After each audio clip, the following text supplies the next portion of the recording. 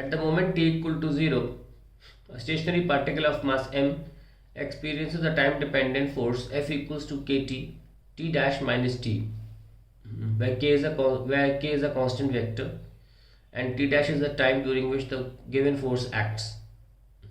First part, find the momentum of the particle when the action of force is discontinued. दूसरा, this is covered by particle while the force acted.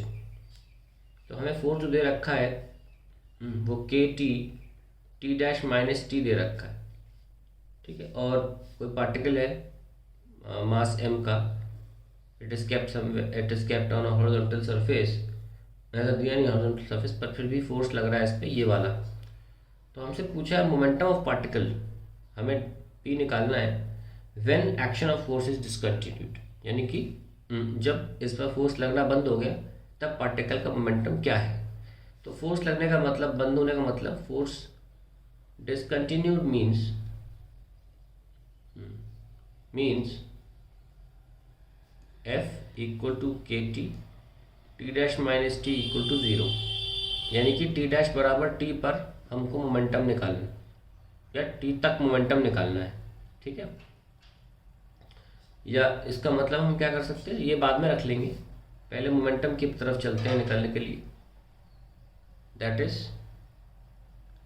D P by D T is equals to के T dash minus T, इसे खोल सकते हैं K T dash minus के T square, ठीक है। इसको डैश ले लें, इसको बिना डैश के रहने ताकि इजीली डिफरेंशिएशन हो सके। So d p becomes k T dash t minus के T square into d t. Momentum आ जाएगा that is k T dash t square by 2 minus के टी क्यूब बाई 3। पर हमसे पूछा कब है, जब फोर्स लगना बंद हो जाए, यानी कि टी डैश टाइम पर, जब टी डैश टी के बराबर हो जाएगा, सॉरी, जब दोनों बराबर हो जाएंगे और टी डैश को हटा के हमें टी रखना होगा। तो कितना हो जाएगा ये, के टी क्यूब अपॉन 2 माइनस के t cube upon 3, that is LCM लेंगे 6 एंड के टी क्यूब। तो ये आपका आंसर आ गया पहले पार्ट का, that this is the momentum after time T dash. Now distance covered भी निकालना है, तो हम क्या कर सकते हैं कि ये जो एक्सप्रेशन है मोमेंटम का,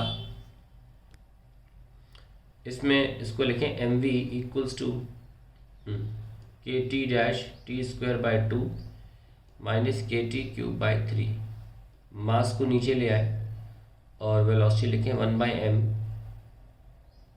के T dash t square by 2 minus के टी क्यूब बाई 3। और अब D x by D T कर दें, तो के टी स्क्वायर बाई 2 डैश और 1 by am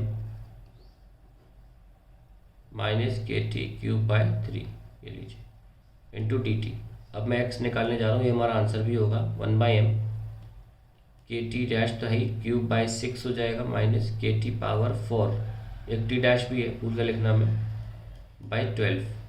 so now you put t instead of t dash, you will get k T power 4 by 6 1 by m k T power 4 by 6 minus के T power 4 by 12। LCM लेंगे तो क्या मिलेगा हमको, मैं इस reason में लिख देता हूँ आंसर। एलसीएम लेंगे तो क्या मिलेगा, K T power 4 upon 12 M, and that is the answer to the second part of the question.